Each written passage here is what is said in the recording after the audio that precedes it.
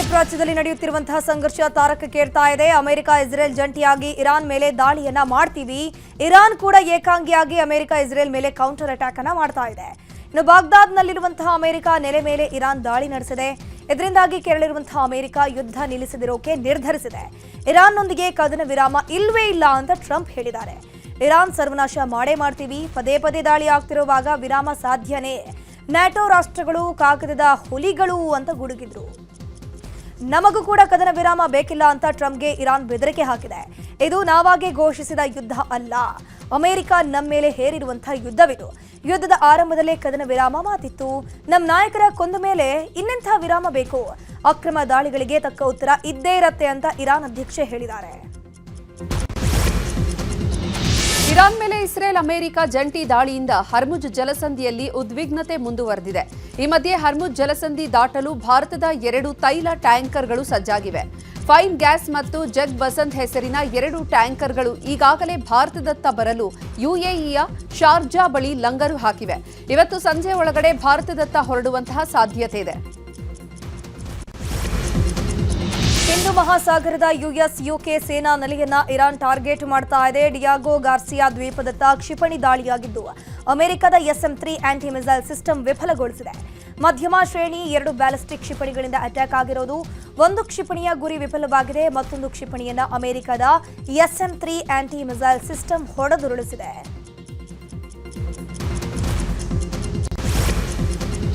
ಮಧ್ಯಪ್ರಾಚ್ಯ ದೇಶಗಳಲ್ಲಿನ ಯುದ್ಧದ ಪರಿಣಾಮ ಅಂತಾರಾಷ್ಟ್ರೀಯ ಮಾರುಕಟ್ಟೆಯಲ್ಲಿ ಭಾರತದ ರೂಪಾಯಿ ಮೌಲ್ಯ ದಾಖಲೆ ಮಟ್ಟಕ್ಕೆ ಕುಸಿದಿದೆ. ಇತಿಹಾಸದಲ್ಲೇ ಮೊದಲ ಬಾರಿಗೆ ಅಮೆರಿಕದ $1ಗೆ ರೂಪಾಯಿ ಮೌಲ್ಯ 94ರ ಗಡಿ ದಾಟಿದೆ.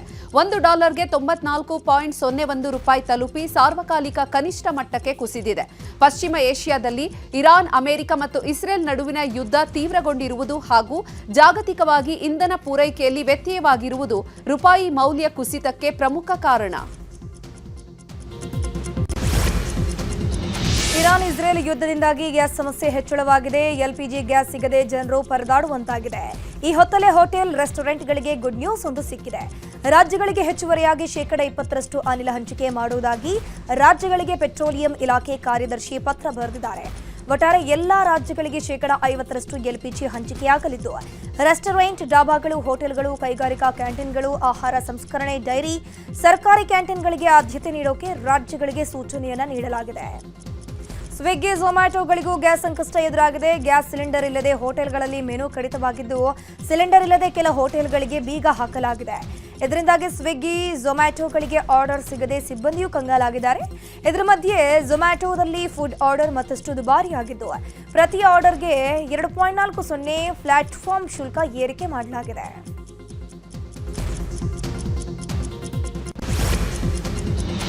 ಮಧ್ಯಪ್ರಾಚ್ಯದಲ್ಲಿನ ಯುದ್ಧದಿಂದ ಭಾರತದಲ್ಲಿ ಸಿಲಿಂಡರ್ ಅಭಾವ ಉಂಟಾಗಿದೆ. ಬೆಂಗಳೂರು ಗ್ರಾಮಾಂತರ ಜಿಲ್ಲೆಯ ಬೆಟ್ಟಕೋಟೆ ಗ್ರಾಮದಲ್ಲಿ ಗೃಹ ಬಳಕೆ ಸಿಲಿಂಡರ್ಗೆ ಜನ ಮುಗಿಬಿದ್ದಿದ್ದಾರೆ. ಸಿಲಿಂಡರ್ ಗಾಡಿ ಬರ್ತಾ ಇದ್ದಂತೆ ಜನ ಮುಗಿಬಿದ್ದು ಓಡಿ ಬಂದಿದ್ದಾರೆ. ಸಿಲಿಂಡರ್ ಖರೀದಿಗೆ ನಾಮುಂದು ತಾಮುಂದು ಅಂತ ಗ್ರಾಹಕರು ಹರಸಾಹಸ ಪಟ್ಟಿದ್ದಾರೆ. ಸಿಲಿಂಡರ್ ಬುಕ್ ಮಾಡಿ 25 ದಿನಗಳಾದರೂ ಪೂರೈಕೆ ಆಗದೇ ಇರುವ ಹಿನ್ನೆಲೆ ಜನ ಮುಗಿಬಿದ್ದಿದ್ದಾರೆ. ಇನ್ನು ಬೆಳಗಾವಿಯಲ್ಲಿ ಕಮರ್ಷಿಯಲ್ ಗ್ಯಾಸ್ ಸಿಲಿಂಡರ್ ಸಿಗ್ತಾ ಇಲ್ಲ. ಪರಿಣಾಮ ಮೆಸ್ ಮತ್ತು ಖಾನಾವಳಿಗಳು ಸಂಕಷ್ಟಕ್ಕೆ ಸಿಲುಕಿವೆ. ಸಿಲಿಂಡರ್ ಸಿಗದೇ ಇದ್ದದ್ದಕ್ಕೆ ಅಡುಗೆ ತಯಾರಿಕೆಗೆ ಸೌದೆ ಒಲೆಯ ಮೊರೆ ಹೋಗಿದ್ದಾರೆ ಹೋಟೆಲ್ ಮಾಲೀಕರು. ಇನ್ನು ಬೆಳಗಾವಿಯ ಬಡಕಲ್ ಗಲ್ಲಿಯಲ್ಲಿರುವಂತಹ ದುರ್ಗಾದೇವಿ ಖಾನಾವಳಿಯಲ್ಲಿ ಸೌದೆ ಒಲೆ ಮೇಲೆ ಅಡುಗೆ ತಯಾರಿಸಲಾಗ್ತಾ ಇದೆ. ಕಟ್ಟಿಗೆ ದರ ದುಬಾರಿಯಾಗಿರೋದ್ರಿಂದ ನಮಗೆ ಲಾಸ್ ಆಗ್ತಾ ಇದೆ ಅಂತ ದುರ್ಗಾದೇವಿ ಖಾನಾವಳಿ ಮಾಲೀಕರು ಬೇಸರ ವ್ಯಕ್ತಪಡಿಸಿದ್ದಾರೆ. ಚಪಾತಿ ಸಿಲಿಂಡರ್ ಸಿಗಲು ಕಾರಣ ಸೌದೆ ಒಲೆ ಮಾಡಾಕ್ತೀವಿ ಸರ್. ಈಗ 8 ದಿವಸ ಆಯ್ತು ಸರ್. ಇವತ್ತಿಗೆ ಹೋದ ಶನಿವಾರದಿಂದ ಚಾಲು ಮಾಡಿರ್ತೀವಿ. ಹೌದು ಸರ್, ರೊಟ್ಟಿ ಊಟಕ್ಕನ ಫೇಮಸ್ ಇರೋದ್ರಿ. ಈಗ ಗ್ಯಾಸ್ ಇಲ್ಲ ಸಂಬಂಧ ಈಗ ರೊಟ್ಟಿನ ಬಂದ್ ಮಾಡಿದ್ವಿ ಸರ್. ಈಗ 8 ದಿವಸ ಆತ್ರಿ. ಈಗ ಬರೀ ಚಪಾತಿನ ಮಾಡಾಕ್ತೀವಿ ಸರ್. ಅದು ಇರೋದನ್ನ ಒಂದು ಸಿಲಿಂಡರ್ ಐತಿ. ಈಗ ಒಂದು ಸಿಲಿಂಡರ್ ಅದು ಖಾಲಿ ಆಗೋವರೆಗೂ ಮಾಡ್ಬೇಕ್ರಿ. ಆಮೇಲೆ ಮತ್ತಿನ್ನೇನು ಸಣ್ಣದ ಒಲೆ ಹಚ್ಚಿನ ರೊಟ್ಟಿ ಚಪಾತಿ ಚಾಲು ಮಾಡ್ಬೇಕು ಸರ್. ಸಿಲಿಂಡರ್ ಸಿಗಲು ಕಾರಣ ಸೌದೆ ಒಲೆ ಮಾಡಾಕ್ತೀವಿ ಸರ್. ಈಗ 8 ದಿವಸ ಆಯ್ತು ಸರ್. ಇವತ್ತಿಗೆ ಹೋದ ಶನಿವಾರದಿಂದ ಚಾಲು ಮಾಡಿರ್ತೀವಿ. ಹೌದು ಸರ್, ರೊಟ್ಟಿ ಊಟಕ್ಕನ ಫೇಮಸ್ ಇರೋದ್ರಿ. ಈಗ ಗ್ಯಾಸ್ ಇಲ್ಲ ಸಂಬಂಧ ಈಗ ರೊಟ್ಟಿನ ಬಂದ್ ಮಾಡಿದ್ವಿ ಸರ್. ಈಗ 8 ದಿವಸ ಆತ್ರಿ. ಈಗ ಬರೀ ಚಪಾತಿನ ಮಾಡಾಕ್ತೀವಿ ಸರ್. ಅದು ಇರೋದನ್ನ ಒಂದು ಸಿಲಿಂಡರ್ ಐತಿ. ಈಗ ಒಂದು ಸಿಲಿಂಡರ್ ಅದು ಖಾಲಿ ಆಗೋವರೆಗೂ ಮಾಡ್ಬೇಕ್ರಿ. ಆಮೇಲೆ ಮತ್ತಿನ್ನೇನು ಸಣ್ಣದು ಒಲಿ ಹೆಚ್ಚಿನ ರೊಟ್ಟಿ ಚಪಾತಿ ಚಾಲು ಮಾಡ್ಬೇಕ್ರಿ ಸರ್. ಸಿಲಿಂಡರ್ ಬೆಂಗಳೂರಿನಲ್ಲಿ ಸಿಲಿಂಡರ್ ಅಭಾವ ಹಿನ್ನೆಲೆ ಯುಗಾದಿ ಹಬ್ಬದ ದಿನವೇ ಕಳ್ಳರು ಸಿಲಿಂಡರ್ಗಳನ್ನು ಕದ್ದಿದ್ದಾರೆ. ಬೇಗೂರಿನ ಆರ್ಸಿ ಲೇಔಟ್ನಲ್ಲಿನ ಅಪಾರ್ಟ್ಮೆಂಟ್ನಲ್ಲಿ ಗೃಹ ಬಳಕೆಯ 2 ಸಿಲಿಂಡರ್ ಕಳ್ಳತನ ಆಗಿದೆ. ಸ್ಕೂಟಿಯಲ್ಲಿ ಹೆಲ್ಮೆಟ್ ಹಾಕೊಂಡು ಬಂದಿದ್ದ 2 ಯುವಕರು ಸಿಲಿಂಡರ್ ಕದ್ದು ಎಸ್ಕೇಪ್ ಆದರೂ ಸಿಲಿಂಡರ್ ಕದಿಯುವ ದೃಶ್ಯ ಸಿಸಿಟಿವಿಯಲ್ಲಿ ಕ್ಯಾಪ್ಚರ್ ಆಗಿದೆ. ಈ ಸಂಬಂಧ ಬೇಗೂರು ಪೊಲೀಸ್ ಠಾಣೆಯಲ್ಲಿ ದೂರು ಕೂಡ ದಾಖಲಾಗಿದೆ. ರಾಜಕೀಯ ಸುದ್ದಿಗಳನ್ನು ನೋಡೋಣ.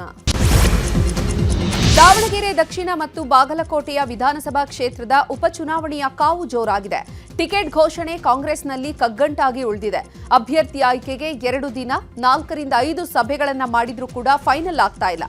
ಬಾಗಲಕೋಟೆಗೆ ಉಮೇಶ್ ಮೇಟಿ, ದಾವಣಗೆರೆಗೆ ಸಮರ್ಥ ಸಾಧ್ಯತೆ ಇದೆ. ಈ ಬಗ್ಗೆ ಪ್ರತಿಕ್ರಿಯಿಸಿರುವಂತಹ ಎಐಸಿಸಿ ನಾಯಕ ಮಲ್ಲಿಕಾರ್ಜುನ ಖರ್ಗೆ, ಲೋಕಲ್ನವರು ಬಗೆಹರಿಸುತ್ತಾರೆ, ನಾನು ರಿಯಾಕ್ಟ್ ಮಾಡಲ್ಲ ಅಂದಿದ್ದಾರೆ. ದಾವಣಗೆರೆಗೆ ಮುಸ್ಲಿಂ ಸಮುದಾಯಕ್ಕೆ ಟಿಕೆಟ್ ಕೊಡಬೇಕು ಅಂತ ಬೇಡಿಕೆ ಹೆಚ್ಚಾಗಿದೆ ಸರ್. ಲೋಕಲ್ದವ್ರು ಸಾಲ್ವ್ ಮಾಡ್ತಾರೆ, ಅದಕ್ಕೆ ನಾನು ಪ್ರತಿಯೊಂದಕ್ಕೆ ರಿಯಾಕ್ಷನ್ ಕೊಡಕ್ಕಾಗ್ತದೆ. ನಾವು ಎಷ್ಟೋ ಸಲ ನಿಮ್ಗೆ ಹೇಳ್ತೇವೆ, ನೀವು ಪದೇ ಪದೇ ಅದೇ ಸಿಟ್ಟಿಗೆ ಬಂದು ಅದೇ ಅಭ್ಯರ್ಥಿಗಳ ಹೆಸರು ಘೋಷಣೆಗೆ ಹೈಕಮಾಂಡ್ ಎಚ್ಚರಿಕೆಯ ಹೆಜ್ಜೆ ಇಡ್ತಾ ಇದೆ. ಇಂದು ಸಂಜೆ ಅಥವಾ ನಾಳೆಯೊಳಗೆ ಟಿಕೆಟ್ ಘೋಷಣೆ ಆಗುತ್ತೆ ಅಂತ ಕಾಂಗ್ರೆಸ್ ನಾಯಕ ರಣದೀಪ್ ಸಿಂಗ್ ಸುರ್ಜೇವಾಲಾ ಹೇಳಿದ್ದಾರೆ. ಕೆಪಿಸಿಸಿ ಕಚೇರಿಯಲ್ಲಿ ಮಾತನಾಡಿದ ಸುರ್ಜೇವಾಲಾ, ಟಿಕೆಟ್ ವಿಚಾರವಾಗಿ ವ್ಯಾಪಕವಾಗಿ ಚರ್ಚೆ ಮಾಡಲಾಗಿದೆ. ಯಾವುದೇ ಒಬ್ಬ ಕಾರ್ಯಕರ್ತರ ಅಪಸ್ವರ ಇದ್ರೂ ಕೂಡ ಪರಿಗಣನೆಗೆ ತೆಗೆದುಕೊಂಡಿದ್ದೇವೆ. ನಿನ್ನೆ ತಡರಾತ್ರಿಯವರೆಗೆ ಟಿಕೆಟ್ ವಿಚಾರವಾಗಿ ಚರ್ಚೆ ಮಾಡಿದ್ದೇವೆ. ಬಹುತೇಕ ಟಿಕೆಟ್ ಘೋಷಣೆ ಸಂಜೆ ಅಥವಾ ನಾಳೆ ಬೆಳಿಗ್ಗೆ ಆಗುತ್ತೆ ಎಂದಿದ್ದಾರೆ. की अनाउंसमेंट कब तक हो जाएगी? आज रात या कल तक टिकट्स की अनाउंसमेंट हो जाएगी. पार्टी लगभग संपूर्णतः सहमत है. हम ये चाहते थे कि व्यापक चर्चा हो और हर एक भी, मैंने जैसा कल कहा था, एक कार्यकर्ता का भी अगर भिन्न स्वर है, if one worker also has a different opinion, it must be heard. That is Congress party. We will not bulldoze.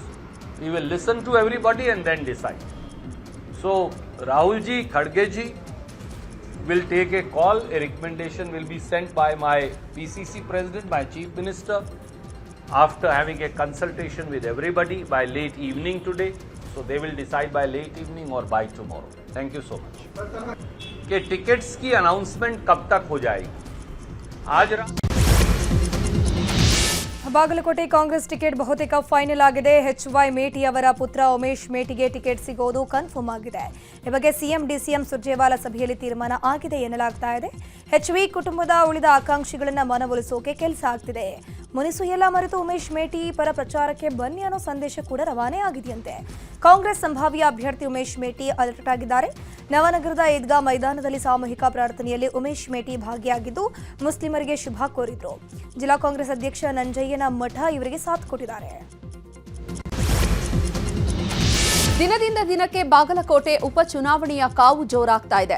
ಹೀಗಾಗಿ ಜಿಲ್ಲಾ ಉಸ್ತುವಾರಿ ಸಚಿವ RB ತಿಮ್ಮಾಪುರ್ ನೇತೃತ್ವದಲ್ಲಿ ಪೂರ್ವಭಾವಿ ಸಭೆ ನಡೆದಿದೆ. ಆದರೆ ಸಭೆಯಲ್ಲಿ ಗದ್ದಲ ಶುರುವಾಗಿ ಕಾಂಗ್ರೆಸ್ ಕಾರ್ಯಕರ್ತರು ರೊಚ್ಚಿಗೆದ್ದಿದ್ರು. ಕೂಗಾಡಿದ ಕಾರ್ಯಕರ್ತರನ್ನ ಮುಖಂಡರು ಹೊರಗೆ ಕಳಿಸಿದ್ದಾರೆ. ನಂತರ ಮಾತನಾಡಿದ ಸಚಿವ ತಿಮ್ಮಾಪುರ್, 23ನೇ ತಾರೀಕು ಕಾಂಗ್ರೆಸ್ ಅಭ್ಯರ್ಥಿ ಸಲ್ಲಿಕೆ ಮಾಡ್ತಾರೆ. ಕಾಂಗ್ರೆಸ್ ಗೆಲುವಿಗೆ ತೊಂದರೆ ಇಲ್ಲ, ಬಿಜೆಪಿಯವರಿಗೆ ಅಲೆದಾಡುವಂತಹ ಪರಿಸ್ಥಿತಿ ಬಂದಿದೆ ಅಂತ ವಾಗ್ದಾಳಿ ನಡೆಸಿದ್ರು.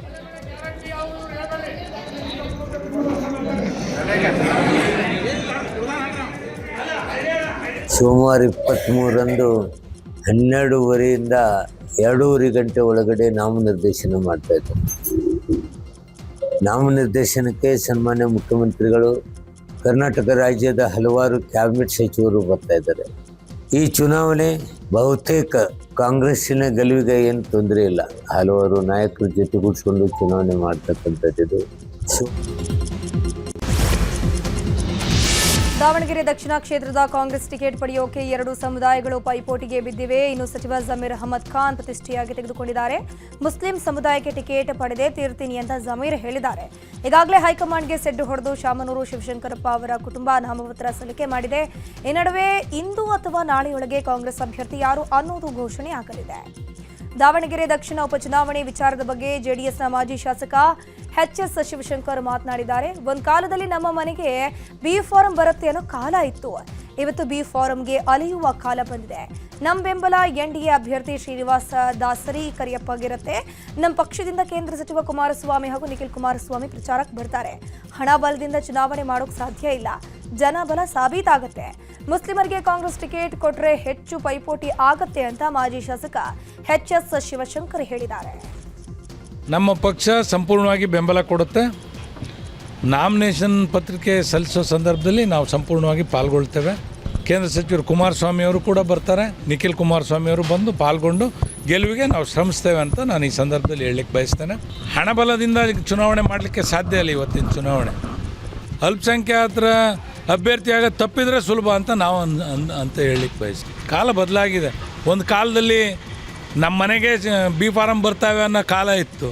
ಈಗ ಬಿ ಫಾರಮ್ಗೆ ಅಲಿಯೋ ಕಾಲ ಬಂದಿದೆ. ನಮ್ಮ ಪಕ್ಷ ಸಂಪೂರ್ಣವಾಗಿ ಬೆಂಬಲ ಕೊಡುತ್ತೆ. ನಾಮಿನೇಷನ್ ಪತ್ರಿಕೆ ಸಲ್ಲಿಸೋ ಸಂದರ್ಭದಲ್ಲಿ ನಾವು ಸಂಪೂರ್ಣವಾಗಿ ಪಾಲ್ಗೊಳ್ತೇವೆ. ಕೇಂದ್ರ ಸಚಿವರು ಕುಮಾರಸ್ವಾಮಿ ಅವರು ಕೂಡ ಬರ್ತಾರೆ. ನಿಖಿಲ್ ಕುಮಾರಸ್ವಾಮಿ ಅವರು ಬಂದು ಪಾಲ್ಗೊಂಡು ಗೆಲುವಿಗೆ ನಾವು ಶ್ರಮಿಸ್ತೇವೆ ಅಂತ ನಾನು ಈ ಸಂದರ್ಭದಲ್ಲಿ ಹೇಳಲಿಕ್ಕೆ. ದಾವಣಗೆರೆ ದಕ್ಷಿಣ ಕ್ಷೇತ್ರದ ಟಿಕೆಟ್ಗೆ ಮುಸ್ಲಿಂ ನಾಯಕರ ಬೇಡಿಕೆ ವಿಚಾರದ ಬಗ್ಗೆ ರಾಜ್ಯಸಭಾ ಸದಸ್ಯ ನಾಸಿರ್ ಹುಸೇನ್ ಪ್ರತಿಕ್ರಿಯಿಸಿದ್ದಾರೆ. ಆಕಾಂಕ್ಷಿಗಳೆಲ್ಲರೂ ಕೂಡ ಸಿಎಂ ಡಿಸಿಎಂ ಸುರ್ಜೇವಾಲಾ ಖರ್ಗೆ ಭೇಟಿ ಮಾಡಿ ಟಿಕೆಟ್ ಕೇಳಿದ್ದಾರೆ. ನಮ್ಮ ವೀಕ್ಷಕರು ಸರ್ವೆ ಮಾಡಿ ಉಸ್ತುವಾರಿಗೆ ವರದಿ ಸಲ್ಲಿಸಿದ್ದಾರೆ. ಅವರು ಹೈಕಮಾಂಡ್ಗೆ ವರದಿಯನ್ನು ಸಲ್ಲಿಸಿರಬಹುದು. ಇಂದು ಸಂಜೆ ಅಥವಾ ನಾಳೆ ಸಂಜೆಯೊಳಗೆ ಟಿಕೆಟ್ ಘೋಷಣೆ ಆಗಬಹುದು. ಎರಡೂ ಕಡೆ ನಾವು ಗೆಲ್ಲಬೇಕು ಅಂತ ಅಭ್ಯರ್ಥಿಯನ್ನು ಆಯ್ಕೆ ಮಾಡಬೇಕು ಅಂದ್ರು. ಇನ್ನು ಇದೇ ವಿಚಾರವಾಗಿ ಮಾಜಿ ಕೇಂದ್ರ ಸಚಿವ ಸಿಎಂ ಇಬ್ರಾಹಿಂ ಕೂಡ ಪ್ರತಿಕ್ರಿಯಿಸಿದ್ದಾರೆ. ಕಾಂಗ್ರೆಸ್ ಪಕ್ಷ ಏನು ತೀರ್ಮಾನ ಮಾಡುತ್ತೆ ನನಗೆ ಗೊತ್ತಿಲ್ಲ. ಅಲ್ಲಿರುವಂತಹ ಮುಸಲ್ಮಾನರ ನಾಯಕರು ಎಷ್ಟು ಶಕ್ತಿ ತೋರಿಸಲಿ ನೋಡೋಣ ಅಂತ ಸಚಿವ ಜಮೀರ್ಗೆ ಪರೋಕ್ಷವಾಗಿ ಚಾಲೆಂಜ್ ಹಾಕಿದ್ದಾರೆ. ಇನ್ನು ಮುಸ್ಲಿಂ ನಾಯಕರಿಗೆ ಟಿಕೆಟ್ ಸಿಗುವ ವಿಶ್ವಾಸ ಇದೆ ಅಂತ ಜೆಡಿಎಸ್ ನಾಯಕ ಅಮಾನುಲ್ಲಾ ಖಾನ್ ಹೇಳಿದ್ದಾರೆ. ಅಬ್ಸರ್ವರ್ಸ್ ಹೋಗಿದ್ದಾರೆ. ಅವರು ಎಲ್ಲ ಆಕಾಂಕ್ಷಿಗಳದ್ದು ಅಪ್ಲಿಕೇಶನ್ಸ್ ತೊಗೊಂಡಿದ್ದಾರೆ, ಅನಾಲಿಸಿಸ್ ಮಾಡಿದ್ದಾರೆ, ಸರ್ವೆ ಮಾಡಿ ಎಲ್ಲ ನಮ್ಮ ಉಸ್ತುವಾರಿಗೆ ಸಬ್ಮಿಟ್ ಮಾಡಿದ್ದಾರೆ. ಉಸ್ತುವಾರಿ ಅದನ್ನು ಮುಖ್ಯಮಂತ್ರಿ ಅವ್ರ ಜೊತೆಯಲ್ಲಿ ಮತ್ತು PCC ಪ್ರೆಸಿಡೆಂಟ್ ಅವ್ರ ಜೊತೆಯಲ್ಲಿ ಚರ್ಚೆ ಮಾಡಿ ಅದನ್ನು ಹೈಕಮಾಂಡಿಗೆ ಪುಟ್ಟಪ್ ಮಾಡ್ತಾರೆ. ಮಾಡಿರ್ಬೋದು ಇಷ್ಟವರೆಗೆ. ಹೈಕಮಾಂಡಿಗೆ ಪುಟ್ಟಪ್ ಮಾಡಿದಾಗ ಇವತ್ತು ಸಾಯಂಕಾಲ ಅಥವಾ ನಾಳೆ ಸಂಡೇ, ಯಾಕಂದರೆ ಮಂಡೇ ಲಾಸ್ಟ್ ಡೇಟ್ ಇದೆ, ನಾಳೆ ಮಧ್ಯಾಹ್ನ ಅಥವಾ ಸಾಯಂಕಾಲವರೆಗೆ ಯಾರು ಅಭ್ಯರ್ಥಿ ಅನ್ನೋದು AICCಯಿಂದ ನಾವು ಅನೌನ್ಸ್ ಮಾಡ್ತೀವಿ. ಕಾಂಗ್ರೆಸ್ ಪಕ್ಷ ಏನು ತೀರ್ಮಾನ ಮಾಡೋದು ಅಂತ ನನಗೆ ಗೊತ್ತಿಲ್ಲ. ಅದರಲ್ಲಿರ್ತಕ್ಕಂಥ ಮುಸ್ಲಿಂ ನಾಯಕರು ಎಷ್ಟು ಶಕ್ತಿ ಏನಿದೆ ಅನ್ನೋಕ್ಕಂಥದ್ದು ಅವರು ತೋರಿಸ್ತಾರೆ ಅಂತ ತಿಳ್ಕೊಂಡಿದ್ದೀನಿ ನಾನು. ಅವರೆಲ್ಲರೂ ಒಂದಾಗಿ ಕೇಳಿದ್ದಾರೆ. ನೋಡೋಣ ಅದ್ರ ಮೇಲೆ ಏನು ನಿರ್ಣಯ ಆಗುತ್ತೆ ಅಂತ. ಖಂಡಿತ ಅಲ್ಲಾಹನಲ್ಲಿ ನಂಬಿಕೆ ಕೂಡ ಇದೆ. ಸರ್ವರಿಗೂ ಸಮಪಾಲು, ಸರ್ವರಿಗೂ ಸಮಬಾಳು, ಸಾಮಾಜಿಕ ನ್ಯಾಯ ಸಿಗಲಿ ಅಂತ ನಾನಾದರೂ ಕೂಡ ಅಲ್ಲಾಹನಲ್ಲಿ ಬೇಡ್ಕೊಂಡಿದ್ದೀನಿ. ಸಿಗುವ ನಿರೀಕ್ಷೆ ಇದೆ. ಸಂಪೂರ್ಣವಾಗಿ ಭಾನುವಾರದವರೆಗೆ ಸಿಗ್ಬೋದು. ನಿನ್ನೇನು ನಡೆದ ಬೆಂಗಳೂರಿನಲ್ಲಿ ಸಭೆ ಮತ್ತು ಬೆಳವಣಿಗೆ ಅದನ್ನು ನೋಡಿದರೆ ಇದು ಇವತ್ತು ಸುಲಭವಾಗಿ ತೀರ್ಮಾನ ಆಗುವ ಕಾಣ್ತಾ ಇಲ್ಲ. ಇದು ಮತ್ತೆ ದೆಹಲಿಗೆ ಹೋಗಿದೆ. ದೆಹಲಿ ಅಂಗಳಕ್ಕೆ ವರ್ಗಾಯಿಸಿದ್ದಾರೆ ವರಿಷ್ಠರು. ಅದು ಅಲ್ಲಿ ಚರ್ಚೆ ಆಗಿದ ನಂತರ ನಾಳೆ ಸಂಜೆವರೆಗೆ ತೀರ್ಮಾನ ಬರುವುದು ಅನ್ನೋ ನಿರೀಕ್ಷೆ ಇದೆ. ಸಂಪೂರ್ಣವಾಗಿ ಎಲ್ಲರೂ ಕೂಡ ನಿರೀಕ್ಷೆ ಇಟ್ಕೊಂಡಿದ್ದಾರೆ. ಟಿಕೆಟ್ ಕಗ್ಗಂಟು ಮಧ್ಯೆ ಕಾಂಗ್ರೆಸ್ನಲ್ಲಿ ಸಚಿವ ಸ್ಥಾನಕ್ಕಾಗಿ ಸಮರ ಜೋರಾಗಿದೆ. ನಮಗೂ ಸಚಿವ ಸ್ಥಾನ ಬೇಕು ಅಂತ ಕೆಲ ಶಾಸಕರು ಪಟ್ಟು ಹಿಡಿದಿದ್ದಾರೆ. ಈ ಬಗ್ಗೆ ಬಳ್ಳಾರಿಯಲ್ಲಿ ಮಾತನಾಡಿದ ಶಾಸಕ ನಾರಾ ಭರತ್ ರೆಡ್ಡಿ, ಬೆಂಗಳೂರಿನಲ್ಲಿ 48 ಶಾಸಕರು ಸಭೆ ಮಾಡಿರೋ ವಿಚಾರ ನಿಜ. ಮೊದಲ ಬಾರಿ ಗೆದ್ದವರು, ಎರಡನೇ ಬಾರಿ ಗೆದ್ದವರು ಸೇರಿ ಸಭೆಯನ್ನ ಮಾಡಿದ್ದೀವಿ. ಯುವಕರಿಗೆ ಸಚಿವ ಸ್ಥಾನ ನೀಡುವಂತೆ ಮನವಿಯನ್ನ ಮಾಡಿದ್ದೇವೆ. ಯುವಕರನ್ನ ಸಚಿವರನ್ನಾಗಿ ಮಾಡಿದ್ರೆ ಮುಂದೆ ಪಕ್ಷಕ್ಕೆ ಒಳ್ಳೆಯದಾಗಲಿದೆ. ಅಧಿವೇಶನ ಬಳಿಕ ಹೈಕಮಾಂಡ್ ನಾಯಕರನ್ನ ಭೇಟಿಯಾಗಿ ನಮ್ಮ ಬೇಡಿಕೆ ಇಡಲಿದ್ದೀವಿ ಅಂತ ಭರತ್ ರೆಡ್ಡಿ ಹೇಳಿದ್ದಾರೆ. ಇನ್ನು ಇದೇ ವಿಚಾರವಾಗಿ ರಾಮನಗರದಲ್ಲಿ ಶಾಸಕ ಇಕ್ಬಾಲ್ ಹುಸೇನ್ ಕೂಡ ಮಾತನಾಡಿದ್ದಾರೆ. DK ಶಿವಕುಮಾರ್ ಈಗೆಲ್ಲ ಶಾಸಕರು ಸೇರಿ ನಮ್ಮ ಅಧ್ಯಕ್ಷರಾದಂಥ DK ಶಿವಕುಮಾರ್ ಸಾಹೇಬ್ರನ್ನ ಮತ್ತು ಮುಖ್ಯಮಂತ್ರಿಗಳಾದಂಥ ಸಿದ್ದರಾಮಯ್ಯ ಸಾಹೇಬ್ರನ್ನ ಈ ಅಧಿವೇಶನ ಟೈಮಲ್ಲಿ ಭೇಟಿಯಾಗಿ ನಮ್ಮದು ಈ ಥರ ಯುವಕರು ಫಸ್ಟ್ ಟೈಮರ್ಸು, ಸೆಕೆಂಡ್ ಟೈಮರ್ಸ್, ಆಲ್ಮೋಸ್ಟ್ ಎಲ್ಲರೂ ಬಂದಿದ್ದರು. ಫಸ್ಟ್ ಟೈಮರ್ಸ್, ಸೆಕೆಂಡ್ ಟೈಮರ್ಸು ನಮ್ಮಲ್ಲಿ ಯಾರು ನಿಮಗೆ ಸೂಕ್ತವಾದಂಥ ಅಭ್ಯರ್ಥಿ ಅನ್ನಿಸ್ತಾರೋ ಅಂಥವ್ರಿಗೆ ಸಚಿವ ಸ್ಥಾನ ಕೊಡಬೇಕಂತೇಳಿ ಮೊನ್ನೆ ಒಂದು ಮೀಟಿಂಗನ್ನು ಎಲ್ಲರೂ ಮಾಡಿದ್ವಿ. ಅದ್ರ ಜೊತೆಗೆ ಸಮಾನ ಮನಸ್ಕರು, ಯಾಕಂದರೆ ಯುವಕರಿಗೆ ಆದ್ಯತೆಯನ್ನು ಕೊಟ್ಟರೆ ಇನ್ನು ಯುವಕರನ್ನ ದೊಡ್ಡ ಮಟ್ಟದಲ್ಲಿ ಪಾರ್ಟಿಗೆಲ್ಲ ತೊಗೊಂಡ್ಬರ್ಬೋದು, ಪಾರ್ಟಿಗೆ ಕಷ್ಟ ಬೀಳ್ಬೋದು ಅಂತೇಳಿ ಅದರ ಜೊತೆಗೆ ಮುಂಬರುವಂಥ ದಿನಮಾನದಲ್ಲಿ ನಾವೆಲ್ಲರೂ ಒಂದು 45 ರಿಂದ 48 ಜನ ಶಾಸಕರು ಡೆಲ್ಲಿ ಕೂಡ ಹೋಗಿ ನಮ್ಮ ಮನವಿ 3ನೇ ಸಲ 4ನೇ ಸಲ ಗೆದ್ದವರೆಲ್ಲರೂ ಕೂಡ ಒಗ್ಗಟ್ಟಾಗಿ ಸೇರಿ ಅವ್ರದ್ದೇ ಆದಂಥ ಒಂದು ರೀತಿ ನೀತಿನಲ್ಲಿ ನಾವು ಕೂಡ ಸರ್ಕಾರದ ಮೇಲೆ ಒಂದಷ್ಟು ಬೇಡಿಕೆಯನ್ನು ಇಡಬೇಕು, ನಾವು ಸಚಿವರಾಗಬೇಕಂತೇಳಿ ಅವ್ರು ಬೇಡಿಕೆ. ಸೊ ಅದೇ ರೀತಿ 1ನೇ ಸಲ 2ನೇ ಸಲ ಗೆದ್ದವ್ರು ನಾವ್ಯಾಕೆ ಒಗ್ಗಟ್ಟಲ್ಲಿ ಸೇರಬಾರ್ದು, ನಾವು ಒಗ್ಗಟ್ಟಲ್ಲಿ ಸೇರೋಣ. ನಾವು ಒಂದಷ್ಟು ಸರ್ಕಾರಕ್ಕೆ ನಾವು ಕೂಡ ನಮ್ಮ ಬೇಡಿಕೆಯನ್ನು ಮನವಿಗಳನ್ನು ನಾವು ಕೊಡೋಣ. ಮಾನ್ಯ ಮುಖ್ಯಮಂತ್ರಿಗಳಿಗೆ ಮತ್ತು ಉಪಮುಖ್ಯಮಂತ್ರಿಗಳು ನಮ್ಮದೇ ಆದಂಥ ನೋವನ್ನು ನಾವು ಅಹವಾಲನ್ನು ಹೇಳ್ಕೊಳ್ಳೋಣ ಅಂದ್ಬಿಟ್ಟು ನಾವೆಲ್ಲ ಸೇರಿದ್ವಿ, ಊಟ ಮಾಡಿದ್ವಿ. ಸುಮಾರು ಒಂದು 55 ಜನ ನಾವೆಲ್ಲರೂ ಕೂಡ ಒಗ್ಗಟ್ಟಾಗಿ ಸೇರಿದ್ವಿ.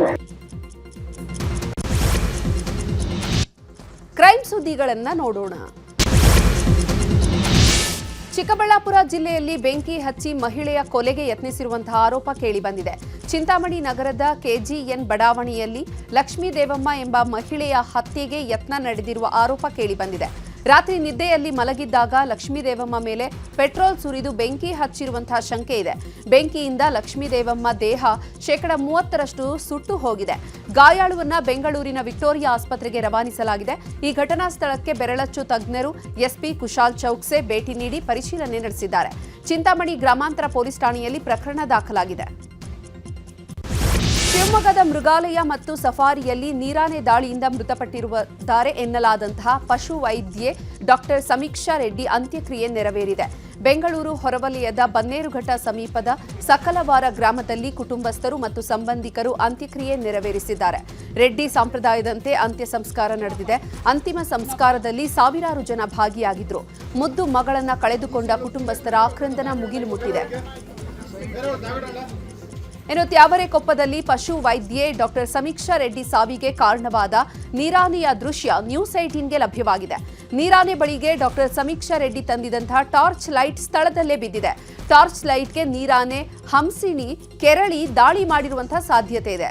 ಇನ್ನು ಕೇರ್ ಟೇಕರ್ ಗಮನಕ್ಕೆ ಬರದೆ ನೀರಾನೆ ಬಳಿ ಡಾಕ್ಟರ್ ಸಮೀಕ್ಷಾ ಹೋಗಿದ್ರು ಅನ್ನುವಂತಹ ಪ್ರಶ್ನೆ ಕಾಡ್ತಾ ಇದೆ. ಆದರೆ ಮಾಹಿತಿ ನೀಡದೆ ಚಿಕಿತ್ಸೆಗೆ ಹೋಗಿದ್ರು ಅಂತ ಕೇರ್ ಟೇಕರ್ ಪವನ್ ಹೇಳಿದ್ದಾರೆ. ಸಿಸಿಟಿವಿ ಇದ್ರೂ ಕೂಡ ದೃಶ್ಯಗಳು ಮಾಯವಾದ್ವಾ, ಸಿಸಿಟಿವಿ ದೃಶ್ಯ ಡಿಲೀಟ್ ಆಗಿದ್ಯಾ ಅನ್ನುವಂತಹ ಅನುಮಾನ ಕಾಡ್ತಾ ಇದೆ. ಅಗ್ರೆಸಿವ್ ಅಂದ್ರೆ ಸರ್ ಅದಕ್ಕೆ ತೊಂದರೆ ಆಗ್ತಾ ಇದೆ ಅಂದರೆ ತುಂಬ ಅಗ್ರೆಸಿವ್ ಆಗಿ ಬಿಹೇವಿಯರ್ ತೋರಿಸೋದು. ನನಗೇನೋ ಮಾಡೋಕ್ಕೆ ಬಂದರು ಆ ಥರ ಫೀಲ್ ಇದ್ದಾಗ ಅದು ತುಂಬ ಅಗ್ರೆಸಿವ್ ಆಗಿ ಅಟ್ಯಾಕ್ ಮಾಡೋ ಚಾನ್ಸಸ್ ಜಾಸ್ತಿ. ಅಟ್ಯಾಕ್ ಅಂದರೆ ಯಾವ ಥರ ಎಲ್ಲ ಮಾಡೋದು? ಅಟ್ಯಾಕ್ ಅಂದರೆ ಪೂರ ಬಂದು ನಮಗೆ ಕಚ್ಚಿ ಇತ್ಲ ಬಿಸಾಕೋದು ಆ ಥರ ಎಲ್ಲ ಮಾಡುತ್ತೆ. ಬಟ್ ತಿನ್ನಲ್ಲ ಅದು, ಕಚ್ಚಿ ನಮಗೆ ಇಂಜುರೆನ್ಸ್ ಮಾಡುತ್ತೆ. ನಿಮ್ಗೆ ಇನ್ಫಾರ್ಮ್ ಮಾಡ್ತಾರೆ ಯಾರಾದರೂ ಏನಾದರೂ? ಸರ್ ಏನೇ ಈಗ ಒಂದು ಎನ್ಕ್ಲೋಸರ್ ಹತ್ರ ಯಾರೇ ಅಧಿಕಾರಿಗಳು ಬರಬೇಕು ಅಂತಾರೆ ನಮ್ಮ ಹತ್ರ, ಒಂದ್ಸರಿ ಇನ್ಫಾರ್ಮ್ ಮಾಡ್ತಾರೆ. ಈಗ ಅನಿಮಲ್ ಹೆಲ್ತ್ ಇಶ್ಯೂ ಇರುತ್ತೆ ಅಂಥ ಟೈಮಲ್ಲೆಲ್ಲ ಬಂದು ನಮ್ಗೆ ಇನ್ಫಾರ್ಮ್ ಇಲ್ದೈತಿ ಅವರೇನೋ ಅಲ್ಲಿ ಬಂದು ಇದು ಮಾಡಲ್ಲ. ಅನಿಮಲ್ಸ್ ಇನ್ಫಾರ್ಮ್ ಇದ್ದೇ ಇರುತ್ತೆ ನಮಗೆ. ಮೊನ್ನೆ ಏನು ಮಾಡಿದ್ರ? ಇಲ್ಲ ಸರ್, ಇನ್ಫಾರ್ಮ್ ಏನೂ ಮಾಡಿಲ್ಲ ನಮಗೆ. ಕೇಟಾಗ ನಿಮ್ದು 6 ಗಂಟೆಗೆ ಡ್ಯೂಟಿ ಮುಗಿತು? 6 ಗಂಟೆಗೆ ಡ್ಯೂಟಿ ಮುಗಿತ್ತು. ಎಮರ್ಜೆನ್ಸಿ ಸಿಚುವೇಶನ್ ಅನಿಮಲ್ಸಿಗೆ ನೈಟಲ್ಲಿ ಟ್ರೀಟ್ಮೆಂಟ್ ಬೇಕೇ ಬೇಕು ಅಂದರೆ ಅದು ನಮಗೆ ಇನ್ಫಾರ್ಮೇಷನ್ ಇರುತ್ತೆ. ಆ ಟೈಮಲ್ಲಿ ನಾವು ಡಾಕ್ಟರ್ ಬರೋ ಟೈಮಿಗೆ ನಾವು ಬಂದಿರ್ತೀವಿ. ಬಂದು ನಾವು ಟ್ರೀಟ್ಮೆಂಟ್ ಮುಗಿಸ್ಕೊಂಡು ಹೋಗ್ತೀವಿ. ಕಳೆದ ಬಾರಿ ಕಾಲ್ ತುಳಿತ ಪ್ರಕರಣ ಬೆನ್ನಲ್ಲೇ ಆರ್ಸಿಬಿ ಮ್ಯಾನೇಜ್ಮೆಂಟ್ ಅಲರ್ಟ್ ಆಗಿದೆ. ಐಪಿಎಲ್ ಟೂರ್ನಿ ವೇಳೆ ಆರ್ಸಿಬಿ ಮ್ಯಾಚ್ ಟಿಕೆಟ್ ಇದ್ದವರು ಮೆಟ್ರೋದಲ್ಲಿ ಉಚಿತವಾಗಿ ಪ್ರಯಾಣ ಮಾಡಬಹುದಾಗಿದೆ. ಈ ಟಿಕೆಟ್ ಇದ್ದವರು ಮೆಟ್ರೋದಲ್ಲಿ ಉಚಿತ ಪ್ರಯಾಣಿಸೋಕೆ ಆರ್ಸಿಬಿ ಮ್ಯಾನೇಜ್ಮೆಂಟ್ ಅವಕಾಶ ಕಲ್ಪಿಸಿಕೊಟ್ಟಿದೆ. ಈ ಬಾರಿಯ ಆರ್ಸಿಬಿ ಅಧಿಕೃತ ಆಪ್ ಮತ್ತು ವೆಬ್ಸೈಟ್ನಲ್ಲಿ ಮಾತ್ರ ಟಿಕೆಟ್ ವಿತರಣೆ ಮಾಡಲಾಗುತ್ತೆ ಅಂತ ಆರ್ಸಿಬಿ ಮ್ಯಾನೇಜ್ಮೆಂಟ್ ತಿಳಿಸಿದೆ. ಕೊಪ್ಪಳದ ಅಂಜನಾದ್ರಿ ಅಭಿವೃದ್ಧಿ ವಿಚಾರದಲ್ಲಿ ಮತ್ತೆ ವಿವಾದ ಶುರುವಾಗಿದೆ. ಅಂಜನಾದ್ರಿ ದೇವಸ್ಥಾನದ ಅಧಿಕಾರಿಗಳು ಮತ್ತು ದೇವಸ್ಥಾನದ ಹೆಸರಿನಲ್ಲಿ ಹಣ ಸಂಗ್ರಹ ಮಾಡ್ತಿರುವಂತಹ ಸ್ವಾಮೀಜಿಯ ವಿರುದ್ಧ ಪ್ರತಿಭಟಿಸಿ ಕ್ರಮ ಕೈಗೊಳ್ಳುವಂತೆ ಆಗ್ರಹಿಸಿದ್ದಾರೆ. ದಲಿತ ಸಂಘಟನೆಗಳು, ರೈತಪರ ಸಂಘಟನೆಗಳ ಕಾರ್ಯಕರ್ತರು ಕೊಪ್ಪಳ ಜಿಲ್ಲೆಯ ಅಂಜನಾದ್ರಿ ಬೆಟ್ಟದ ಮುಂದೆ ಘೋಷಣೆ ಕೂಗಿ ಆಕ್ರೋಶ ಹೊರಹಾಕಿದ್ದಾರೆ.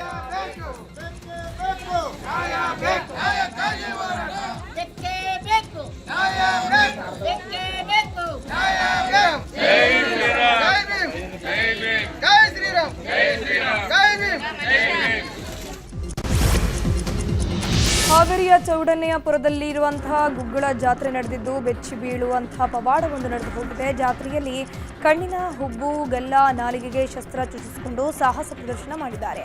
ನಾಲಿಗೆಯ ಮೂಲಕ 101 ಗಂಟೆಗಳ ದಾರ ಎಳೆದಿದ್ದು ನೋಡುಗರ ಅಚ್ಚರಿಗೊಳಿಸಿದೆ. ಮಂಜುನಾಥ ಈಶಪ್ಪ ಚಕ್ರಸಾಲಿ ಪವಾಡಕ್ಕೆ ಜನರು ಶ್ಲಾಘನೆ ವ್ಯಕ್ತಪಡಿಸಿದ್ದು ಜಾತ್ರೆಯಲ್ಲಿ ಹರ ಹರ ಮಹಾದೇವ ಘೋಷಣೆ ಮೊಳಗಿತು.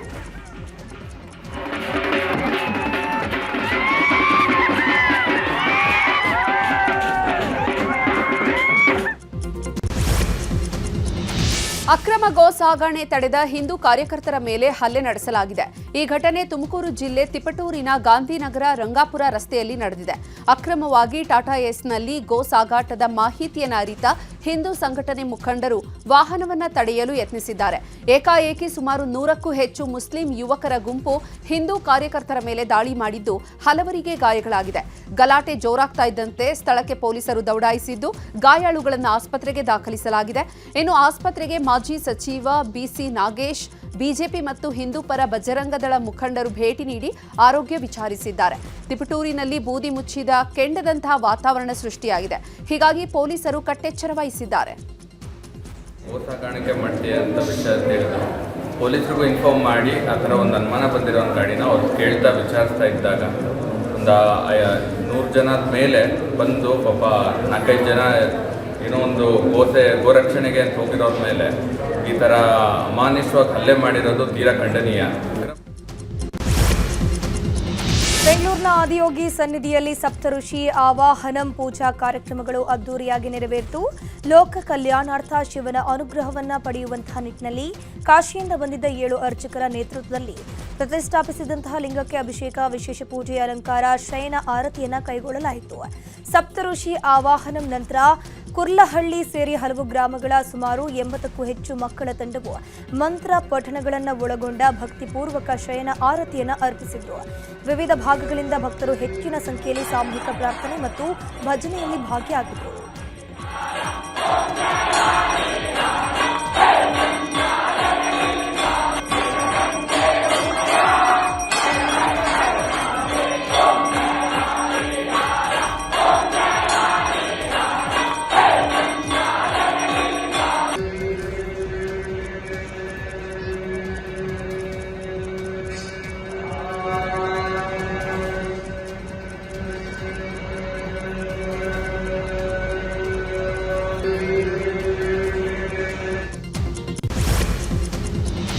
ದೇಶದ ಸುದ್ದಿಗಳನ್ನು ನೋಡೋಣ. ಅಕ್ರಮ ಆನ್ಲೈನ್ ಬೆಟ್ಟಿಂಗ್ ದಂಗೆಗೆ ಕೇಂದ್ರ ಸರ್ಕಾರ ಬಿಗ್ ಶಾಕ್ ನೀಡಿದೆ. ಯುವ ಪೀಳಿಗೆಯನ್ನು ದಾರಿ ತಪ್ಪಿಸುವ ಮತ್ತು ಆರ್ಥಿಕ ವಂಚನೆಗೆ ಕಾರಣವಾಗುವ 100 ಬೆಟ್ಟಿಂಗ್ ಆಪ್ಗಳ ವಿರುದ್ಧ ಕಠಿಣ ಕ್ರಮ ಕೈಗೊಂಡಿದೆ.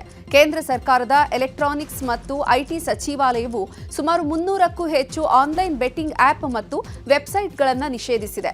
ಇವುಗಳಲ್ಲಿ ಬಹುತೇಕವು ವಿದೇಶಿ ಮೂಲದ ಆಪ್ಗಳಾಗಿದ್ದು ಭಾರತದಲ್ಲಿ ಕಾನೂನುಬಾಹಿರವಾಗಿ ಕಾರ್ಯನಿರ್ವಹಿಸ್ತಾ ಇದ್ವು. ಈ ಆಪ್ಗಳು ಕ್ರಿಕೆಟ್ ಸೇರಿದಂತೆ ವಿವಿಧ ಕ್ರೀಡೆಗಳ ಮೇಲೆ ಜೂಜಾಟಕ್ಕೆ ಅವಕಾಶವನ್ನು ನೀಡ್ತಾ ಇದ್ದು ಜನರನ್ನು ಆರ್ಥಿಕವಾಗಿ ನಷ್ಟಕ್ಕೆ ಒಳಪಡಿಸ್ತಾ ಇದ್ವು ಎನ್ನಲಾಗಿದೆ. ಉತ್ತರ ಪ್ರದೇಶದ ಮಥುರಾದಲ್ಲಿ ಈದ್ ಹಬ್ಬದ ಸಂಭ್ರಮದ ನಡುವೆಯೇ ಭೀಕರ ಘಟನೆಯೊಂದು ನಡೆದು ಹೋಗಿದೆ. ಗೋರಕ್ಷಕ ಫಾರ್ಸಾ ವಾಲೆ ಬಾಬಾ ಎಂದೇ ಖ್ಯಾತರಾಗಿದ್ದ ಸಾಧು ಚಂದ್ರಶೇಖರ್ ಮಹಾರಾಜ್ ನಿಗೂಢವಾಗಿ ಸಾವನ್ನಪ್ಪಿದ್ದಾರೆ. ಈ ಘಟನೆಯ ಬೆನ್ನಲ್ಲೇ ಮಥುರಾದ ದೆಹಲಿ ಆಗ್ರಾ ರಾಷ್ಟ್ರೀಯ ಹೆದ್ದಾರಿಯಲ್ಲಿ ಉದ್ರಿಕ್ತಗೊಂಡ ಭಕ್ತರು ಮತ್ತು ಗ್ರಾಮಸ್ಥರು ಭಾರೀ ಪ್ರತಿಭಟನೆ ಮತ್ತು ಕಲ್ಲು ತೂರಾಟ ನಡೆಸಿದ್ರಿಂದ ಪರಿಸ್ಥಿತಿ ಬಿಗಡಾಯಿಸಿದೆ. ಪ್ರಸಿದ್ಧ ಕೈಗಾರಿಕೋದ್ಯಮಿ ಮತ್ತು ರೇಮಂಡ್ ಗ್ರೂಪ್ನ ಅಧ್ಯಕ್ಷ ಗೌತಮ್ ಸಿಂಘಾನಿಯಾ ತೆರಳ್ತಾ ಇದ್ದಂತಹ ಸ್ಪೀಡ್ ಬೋಟ್ ಪಲ್ಟಿಯಾಗಿ ಅವಘಡ ಸಂಭವಿಸಿದೆ. ಮಾಲ್ಡೀವ್ಸ್ನಲ್ಲಿ ಅಪಘಾತ ಸಂಭವಿಸಿದ್ದು ಸ್ಪೀಡ್ ಬೋಟ್ ಅಪಘಾತಕ್ಕೊಳಗಾಗಿ ಗೌತಮ್ ಸಿಂಘಾನಿಯಾ ಗಾಯಗೊಂಡಿದ್ದಾರೆ. ಅಪಘಾತದ ನಂತರ ತುರ್ತು ವಿಮಾನದ ಮೂಲಕ ಮುಂಬೈಗೆ ಸಾಗಿಸಲಾಗಿದ್ದು ಯಾವುದೇ ಪ್ರಾಣಾಪಾಯ ಸಂಭವಿಸಿಲ್ಲ ಅಂತ ಗೌತಮ್ ಸಿಂಘಾನಿಯಾ ವಕ್ತಾರರು ತಿಳಿಸಿದ್ದಾರೆ. ಉತ್ತರ ಮತ್ತು ದಕ್ಷಿಣ ಬಿಹಾರವನ್ನು ಸಂಪರ್ಕಿಸುವ ಮತ್ತು ಬಿಹಾರದಲ್ಲಿ ಗಂಗಾ ನದಿಗೆ ನಿರ್ಮಿಸಲಾಗಿರುವ ಪ್ರಮುಖ ಸೇತುವೆಯಾಗಿರುವ ವಿಕ್ರಮಶಿಲಾ ಸೇತುವೆ ಕುಸಿತದ ಅಂಚಿನಲ್ಲಿದೆ. ಈ ಸೇತುವೆಯ ಗೋಡೆಗಳಲ್ಲಿ ಒಂದರಲ್ಲಿ ಬಿರುಕುಗಳು ಕಾಣಿಸಿಕೊಳ್ಳುವಂತೆ ಲಕ್ಷಣಗಳು ಕಾಣಿಸ್ತಾ ಇದೆ. ಸೇತುವೆಯ ಕಂಬಗಳನ್ನು ಸವೆತದಿಂದ ರಕ್ಷಿಸೋಕೆ ನಿರ್ಮಿಸಲಾದ ಗೋಡೆ ಕುಸಿಯೋ ಭೀತಿ ಶುರುವಾಗಿದ್ದು ಸೇತುವೆಯ ಕಾಮಗಾರಿಯ ಗುಣಮಟ್ಟದ ಬಗ್ಗೆ ಜನರು ಆಕ್ರೋಶವನ್ನು ವ್ಯಕ್ತಪಡಿಸ್ತಾ ಇದ್ದಾರೆ. ಪುದುಚೇರಿಯಲ್ಲಿ ಏಪ್ರಿಲ್ 9ರಂದು ನಡೆಯಲಿರುವ ವಿಧಾನಸಭಾ ಚುನಾವಣೆಗೆ ಬಿಜೆಪಿಯ 9 ಅಭ್ಯರ್ಥಿಗಳ ಪಟ್ಟಿಯನ್ನು ಬಿಡುಗಡೆ ಮಾಡಲಾಗಿದೆ. ಕಾಲಪೇಟ್ನಲ್ಲಿ ಪಿಎಂಎಲ್ ಕಲ್ಯಾಣ ಸುಂದರಂ ಮತ್ತು ತಿರುವನ್ನಲ್ಲರ್ನಲ್ಲಿ ಜಿಎನ್ಎಸ್ ರಾಜಶೇಖರನ್ ಅವರನ್ನು ಕಣಕ್ಕಿಳಿಸಿದೆ. ಕೇರಳ ವಿಧಾನಸಭಾ ಚುನಾವಣೆಗೆ ಬಿಜೆಪಿ ತನ್ನ ಅಭ್ಯರ್ಥಿಗಳ 3ನೇ ಪಟ್ಟಿಯನ್ನು ರಿಲೀಸ್ ಮಾಡಿದೆ. ಇದರಲ್ಲಿ 11 ಕ್ಷೇತ್ರಗಳ ಅಭ್ಯರ್ಥಿಗಳ ಹೆಸರಿದ್ದು ಕಾಂಗ್ರೆಸ್ ತೊರೆದು ಬಂದಿದ್ದ ಬಿಎಸ್ ಅನೂಪ್, ಆರ್ಎಸ್ ಅರುಣ್ ರಾಜ್ಗೂ ಟಿಕೆಟ್ ಸಿಕ್ಕಿದೆ. ಬಿಜೆಪಿ ಒಟ್ಟು 97 ಕ್ಷೇತ್ರಗಳಿಗೆ ಅಭ್ಯರ್ಥಿಯನ್ನು ಘೋಷಿಸಿದೆ. ಕೇರಳ ವಿಧಾನಸಭಾ ಚುನಾವಣೆಗೆ ಪಕ್ಷದ ಅಭ್ಯರ್ಥಿಗಳ ಪಟ್ಟಿಯಲ್ಲಿ ಮಹಿಳೆಯರ ಪ್ರಾತಿನಿಧ್ಯ ಅತ್ಯಂತ ಕಡಿಮೆ ಅಂತ ಕಾಂಗ್ರೆಸ್ ನಾಯಕಿ ಶಮಾ ಮೊಹಮ್ಮದ್ ತೀವ್ರ ಕಳವಳಿ ವ್ಯಕ್ತಪಡಿಸಿದರು. ಒಟ್ಟು 92 ವಿಧಾನಸಭಾ ಟಿಕೆಟ್ಗಳಲ್ಲಿ ಕೇವಲ 9 ಮಾತ್ರ ಮಹಿಳೆಯರಿಗೆ ಸಿಕ್ಕಿದೆ. ಇದರಲ್ಲಿ ಘೋಷಿಸಲಾದ 16 ಲೋಕಸಭಾ ಟಿಕೆಟ್ಗಳಲ್ಲಿ ಕೇವಲ 1 ಮಾತ್ರ ಮಹಿಳೆಯರಿಗೆ ನೀಡಲಾಗಿದೆ. ಇದು ತುಂಬಾ ದುಃಖಕರ ಅಂತ ಎಕ್ಸ್ನಲ್ಲಿ ಪೋಸ್ಟ್ ಹಾಕೊಂಡಿದ್ದಾರೆ. ವಿದೇಶದ ಸುದ್ದಿಯನ್ನ ನೋಡೋಣ. ಮಾರ್ಚ್ 16ರಂದು ಪಾಕಿಸ್ತಾನ ದಾಳಿಯಿಂದ ತತ್ತರಿಸಿದ ಅಫ್ಘಾನಿಸ್ತಾನದ ಕಾಬೂಲ್ಗೆ ಭಾರತ ಸರ್ಕಾರ ಮಾನವೀಯ ನೆರವು ನೀಡಿದೆ. 2.5 ಟನ್ ತೂಕದ ತುರ್ತು ಔಷಧಿಗಳು, ವೈದ್ಯಕೀಯ ಸರಬರಾಜುಗಳು ಮತ್ತು ಅಗತ್ಯ ಉಪಕರಣಗಳನ್ನು ವಿಮಾನದ ಮೂಲಕ ಕಾಬೂಲ್ಗೆ ರವಾನಿಸಲಾಗಿದೆ. 4 ದಿನಗಳ ಹಿಂದೆ ಕಾಬೂಲ್ನ ಆಸ್ಪತ್ರೆ ಮೇಲೆ ಪಾಕಿಸ್ತಾನ ಭೀಕರ ದಾಳಿ ಮಾಡಿತ್ತು. 400 ಮಂದಿ ಮೃತಪಟ್ಟಿದ್ರು.